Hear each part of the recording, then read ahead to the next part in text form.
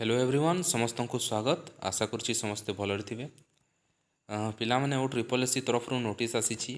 आज ही 24 मार्च आप देखिपे एवं नोटिस रही आपणकर सेवक सेविका उपरे तो कौन रही नोटिस संपूर्ण डिटेल्स देखा ता पूर्व मुझे रिक्वेस्ट करी आपड़ प्रथम थर पर चैनल को आसी ताहले प्लीज चैनल को सब्सक्राइब करेंगे। तो चलतु देखने कौन रही नोटिस तो पिलामाने जो आपणकर सेवक सेविका एवं टीएलटी जो डॉक्यूमेंट वेरिफिकेशन सरी ताकू नहीं कि वर्तमान समस्ते रिजल्ट आशारे रही। तो कमिशन वर्तमान कौन करिछिना आपणकर जो सेवक सेविका पर्टिकुलरली सेवक सेविका आपणकर नॉट इंटरेस्टेड ऑप्शन से देइछि आउ नोटिस माध्यम कही जे जो कैंडिडेट्स इच्छुक नहांती जे सेवक सेविका पोस्ट रे जॉइन करने इच्छुक नहांती से माने कौन करेंगे ना जो आपणकर निज लॉगिन करिकी वेब पोर्टल रे निजे लॉगिन करिकी नॉट इंटरेस्टेड ऑप्शन को सिलेक्ट करेंगे जहाँफल कौन है ना आपण मैंने जानी थे जे बहुत सारा जेटीएस बा जेटी जूनियर टीचर जो कनिष्ठ शिक्षक रे ऑलरेडी कार्यरत थे से माने मध्य डॉक्यूमेंट वेरिफिकेशन करते कहीं से समय आपणकर जो जूनियर टीचर थिला सेटा माने सीमेटिक थिला एवं रेगुलर पोस्ट नाला से पाने जेहेतु एसएसडी सेवक सेविका गोटे माने रेगुलर वैकेंसी रेगुलर पोस्ट तो से माने डॉक्यूमेंट वेरिफिकेशन करते जे रेगुलर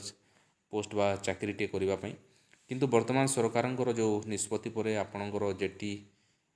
रेगुलर हो जाइए पिला माने बहुत संख्यक पिला माने आपणकर सेवक सेविकार जॉइन कर न पारती जो माने कि ऑलरेडी डीवी रे से माने जाइछंती एवं डीवी क्लियर मध्य करिछंती तो से माने कोन आपणकर हाई रैंक रो पिला अछंती मध्य अनेक एवं से माने डॉक्यूमेंट वेरिफिकेशन रे क्लियर करिछंती एवं आपणकर सेवक सेविकार जॉइन करि न पारंती तो सेटा को दृष्टि रे रखी आपणकर कमिशन कोन करिछि ना एटा गोटे नॉट इंटरेस्टेड ऑप्शन देइछि जो थी पिला मानकु कहिछि जो माने आपणकर सेवक सेविका पर्टिकुलरली सेवक सेविका मैं कहि दउछि टीएलटी नहीं तो सेवक सेविकार जो मैंने जॉइन करने को चाहूना से माने नॉट इंटरेस्टेड ऑप्शन को सिलेक्ट करें जहाँफल कौन है ना जो हायर रैंक रे जो मैंने थिले एवं जॉइन करेंगे ना तो तांको बदल रे जो तल पिला माने लिस्ट रे जो तले रही तल रैंक रे रही से माने आपणकर से नहीं पदवीटी पूरण करा जाई परिबो तो जहाँफल कि आपणकर पदवी फांका न पड़ी संपूर्ण पदवी फिलअप हो पार तो यहाँ कमिशन निज दृष्टि रखिकी आपणकर नॉट इंटरेस्टेड ऑप्शन देइछि एवं नोटिस आप देखिपे कौन कहुई जे यही ऑप्शन टी आपणकर 1 एप्रिल पर्यंत रहिबो तो पिला माने जो माने इंटरेस्टेड नुहंती जॉइन करने को सेवक सेविकार से माने यही ऑप्शन को सिलेक्ट करि पारिबे तो यहाँ आपन को जिते आप लॉगिन करुँच निज अकाउंट को तो से समय आपन को आपनकर जो एप्लिकेशन मैनेजमेंट सिस्टम जो रही आपनकर एप्लिकेंट मेनू रे सेठे आपन को मिल जाए ये ऑप्शन टी एक्सरसाइज करने तो वर्तमान रहिला जे केते पिला बा केते पिला जो माने जॉइन करने को चाहूना स्पेशली जो मुझे कहबी तो आपणकर जो जूनियर टीचर जो मैंने ऑलरेडी कार्यरत अच्छा सहित अन्य पोस्ट गुड़िक भी पाने चाकरी पाई तो से माने जदि जॉइन करेंगे ना तो दयाकोरी आपण मैंने नॉट इंटरेस्टेड ऑप्शन को सिलेक्ट करूँ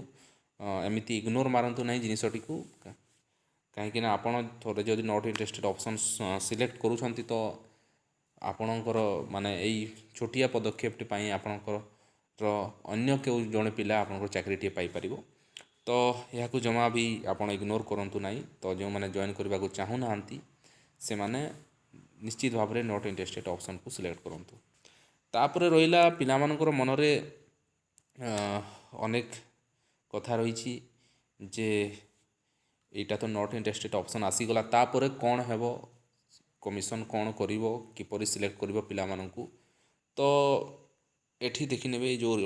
दि जाइए गुड़े जो रोल नंबर गुड़िक दि जाइए मैंने तो नॉट इंटरेस्टेड सिलेक्ट करेंगे न करेंगे सेटा अन्य कथा तापर गोटे कमिशन कौन कर गोटे लिस्ट बाहर कर ठीक अच्छे ଅନେକ ପିଲା କହୁଛନ୍ତି ଯେ କାଉନସିଲିଂ ହେବ, ଅଫଲାଇନ୍ ହେବ, ଅନଲାଇନ୍ ହେବ। ଯେତେବେଳେ ପିଲାମାନେ ଅନେକ ପିଲା କହୁଛନ୍ତି ଯେ ଯେତେବେଳେ ଅଫଲାଇନ୍ କାଉନସିଲିଂ ହେଉଛି ସେଇଟା ବେଶୀ ଭଲ ହେବ, କାହିଁକିନା ଯେଉଁମାନେ ଚାକିରି କରିବାକୁ ଚାହୁଁନାହାନ୍ତି ସେମାନେ ନିଶ୍ଚିତ ଭାବରେ ମାନେ କହିବାକୁ ଗଲେ ଆପଣଙ୍କର କାଉନସିଲିଂକୁ ଯିବେ ନାହିଁ, ଯାହାଫଳରେ ତଳେ ଥିବା ବା ତଳ ରେଙ୍କରେ ପିଲା ଥିବା ପିଲାମାନେ ଚାକିରିଟି ପାଇପାରିବେ। ତ ଅଫଲାଇନ୍ କାଉନସିଲିଂକୁ ବହୁତ ସାରା ପିଲା ଫେଭର କରୁଛନ୍ତି, କିନ୍ତୁ ମୁଁ କହିଦେବାକୁ ଚାହେଁ ଯେ ଆପଣଙ୍କର ଯେଉଁ ନୋଟିଫିକେସନ୍ ରହିଛି ପିଲେ ବା ଆପଣ ଯେତେବେଳେ ଦେଖୁଛନ୍ତି ତା'ର ରେଜଲ୍ୟୁସନ୍ରେ ସେମିତି କିଛି ଆପଣଙ୍କର କାଉନସିଲିଂ ବିଷୟରେ କୁହାଯାଇନାହିଁ। ତ ସୋ କହିବାକୁ ଗଲେ ଏଇଟା totally dependent on the commission ଉପରେ ସମ୍ପୂର୍ଣ୍ଣ ନିର୍ଭର କରେ ଯେ ସେ କାଉନସିଲିଂ କରିବ ନା କରିବ ନାହିଁ, ନା କେବଳ ଆପଣଙ୍କର ସ୍କ୍ରିନିଂ ଲିଷ୍ଟରୁ ସେ କ'ଣ କରିବ ରେଜଲ୍ଟକୁ ଆଉଟ୍ କରିପାରିବ। ସେଇଟା ସମ୍ପୂର୍ଣ୍ଣ ଭାବରେ କମିଶନ୍ ଉପରେ ଡିପେଣ୍ଡ କରୁଛି। କିନ୍ତୁ ଦେଖିବାକୁ ଗଲେ ଯେଉଁ ପୂର୍ବରେ ଆପଣଙ୍କର ଯେଉଁ ଗତକାଲି ଯେଉଁ ନୋଟିଫିକେସନ୍ ଆସିଥିଲା ଆପଣଙ୍କର TGT, PCM, CBZ, ଏଥିରେ ସେ କାଉନସିଲିଂ ପାଇଁ ଡାକିଛି ପିଲାମାନଙ୍କୁ। ତ ଆଶା କରିବା ଯେ କମିଶନ୍ ସେହିଭଳି କିଛି ନିଷ୍ପତ୍ତି ନେବ ପିଲାମାନଙ୍କ ହିତକୁ ଆଖି ଆଗରେ ରଖି, ଯେ ଅଫଲାଇନ୍ ହେଉ କି ଅନଲାଇନ୍। ତ ବହୁତ ପିଲା କହୁଛନ୍ତି ଯେ ଅନଲାଇନ୍ କାଉନସିଲିଂରେ ବୋଧହୁଏ ଜିନିଷଟି ସଫଳ ହୋଇନପାରେ, ତ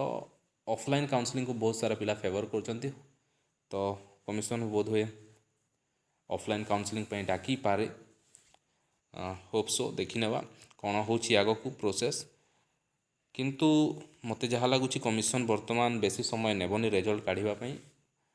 ଅଲରେଡ଼ି ପାଖାପାଖି 2 ମାସ ସମୟ ହୋଇସାରିଲାଣି ଆପଣଙ୍କର ଡକୁମେଣ୍ଟ ଭେରିଫିକେସନ୍ ସେବକ ସେବିକାର ଯଦି ଦେଖିନେବା ପର୍ଟିକୁଲାରଲି, ତାହେଲେ ସେବକ ସେବିକାର ଗତ ଜାନୁଆରୀ 27 ତାରିଖରେ ଆପଣଙ୍କର ଆରମ୍ଭ ହୋଇଥିଲା ଏବଂ ଆଜି ମାର୍ଚ୍ଚ ସରିବାକୁ ହେଲାଣି। ତ ଏଇଟା ଦେଖିବାକୁ ଗଲେ 2 ମାସ ସମୟ କ'ଣ ହୋଇଗଲାଣି। ତ କମିଶନ୍ ବେଶୀ ସମୟ ନେବ ନାହିଁ, ଯେଉଁ ବି ପ୍ରୋସେସ୍ କରିବ ଶୀଘ୍ର କରିବ। ପିଲାମାନେ ମଧ୍ୟ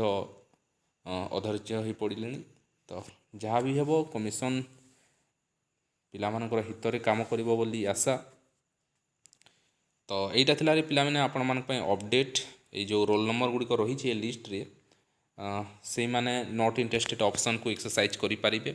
ଏବଂ ଆଉ ଥରେ ରିକ୍ୱେଷ୍ଟ କରିବି, ଯେଉଁମାନେ ସେବକ ସେବିକାରେ ଜଏନ୍ କରିବାକୁ ଚାହୁଁନାହାନ୍ତି, ବର୍ତ୍ତମାନ ତ ଜୁନିୟର ଟିଚର୍ ରେଗୁଲାର ହୋଇଗଲାଣି, ଏବଂ ଯେଉଁମାନେ କରିବାକୁ ଚାହୁଁନାହାନ୍ତି ତା ସହିତ ଅନ୍ୟାନ୍ୟ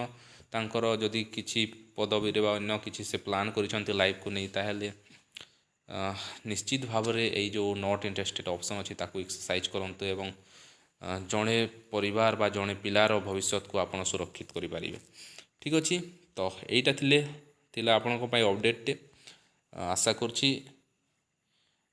ଆପଣମାନେ ବୁଝିପାରିଥିବେ ଏବଂ ଶେଷରେ ଏତେ ରିକ୍ୱେଷ୍ଟ କରିବି, ଭିଡ଼ିଓଟିକୁ ଲାଇକ୍ କରିବେ ଏବଂ ଚ୍ୟାନେଲଟିକୁ ସବସ୍କ୍ରାଇବ୍ କରିବେ। ରହିଲି, ଧନ୍ୟବାଦ।